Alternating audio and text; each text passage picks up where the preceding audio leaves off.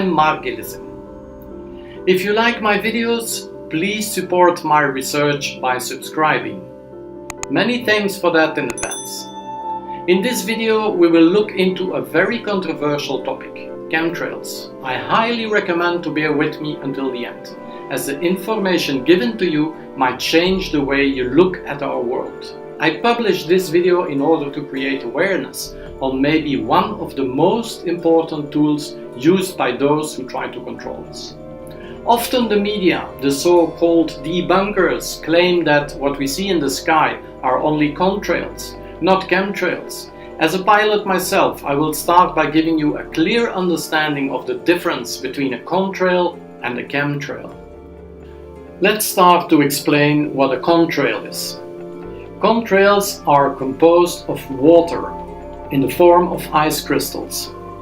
The combination of water vapor in the aircraft engine exhaust and the low ambient temperatures that exist at high altitude allows the formation of what is visible to us as contrails. Impurities in the engine exhaust from the fuel, including sulfur compounds, which can be found in jet fuel, provide some of the particles that can serve as sites for water droplet growth in the exhaust. And if water droplets form, they might freeze to form ice particles. These particles compose a contrail.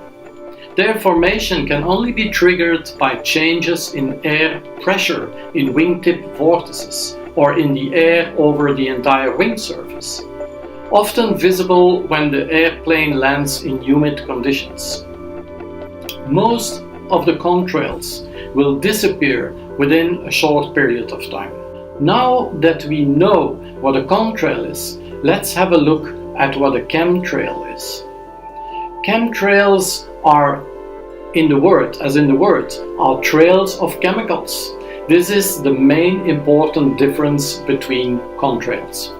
In the case of chemtrails, the clouds we see behind the airplane are sprayed aerosols and not formed due to condensation. What is most alarming is the fact that the so-called experts on atmospheric phenomena within the government will tell you that chemtrails do not exist. They will convince you that the contrails are being affected by different factors, such as wind shear of vertical and horizontal directions, temperature, sunlight, and humidity. We know today that they are lying to us, and they are doing this since a very long time.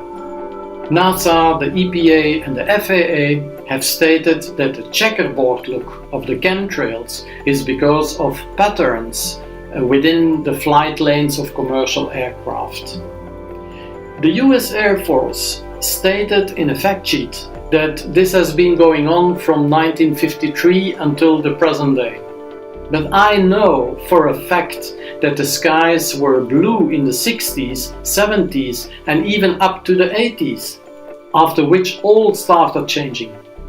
Sure, I'm aware of an increase of air traffic, but this doesn't explain the weather manipulation or what they call today geoengineering increase, which is used on a worldwide scale.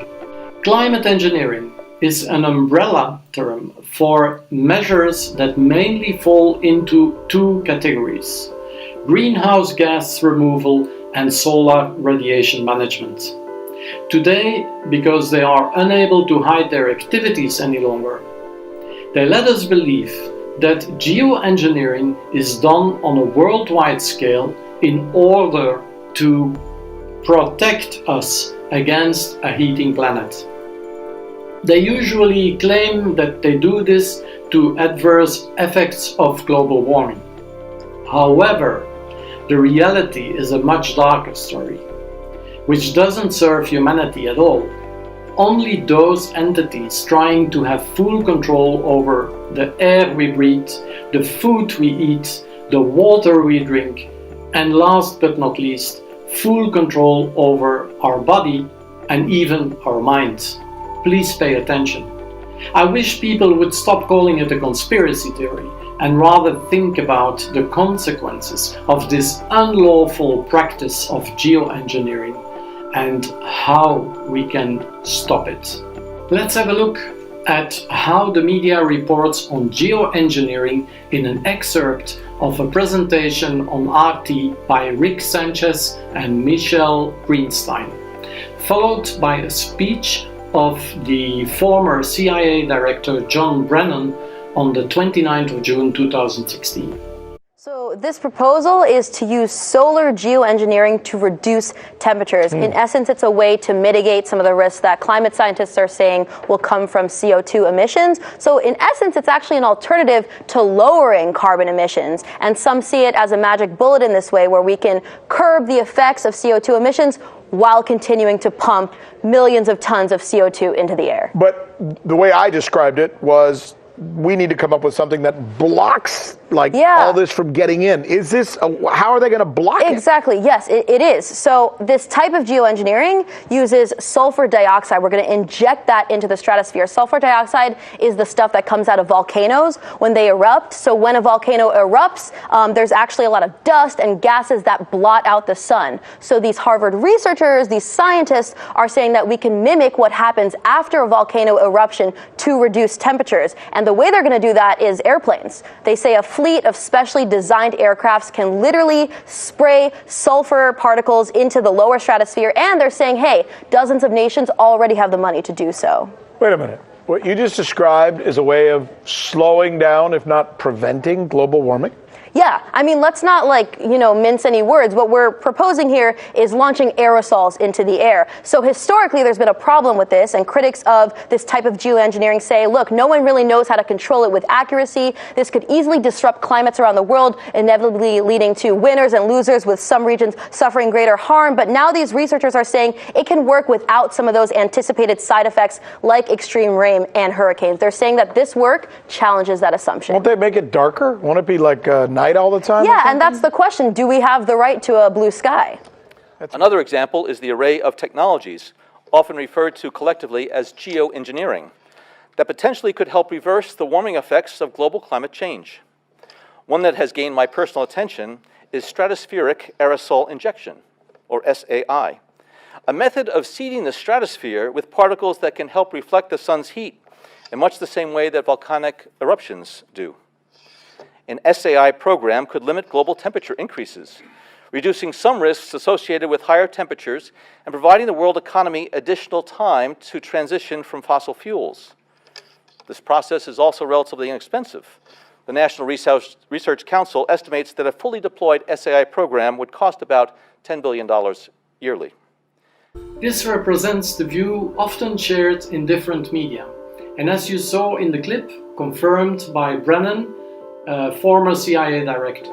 Interesting is that the artificial intelligence tool from Amazon called Alexa defines it in another way, more in line with the reality. Let's listen to it. Alexa, what is a chemtrail? Trails left by aircraft are actually chemical or biological agents deliberately sprayed at high altitudes for a purpose undisclosed to the general public in clandestine programs directed by government officials. Interesting, isn't it? But Amazon changed the response in the meantime. Let's listen to Dr. Hans Kugler on the hidden dangers of chemtrails. Earth. And what they're doing in there, it's now pretty much determined. They're putting in there aluminum, barium, and strontium.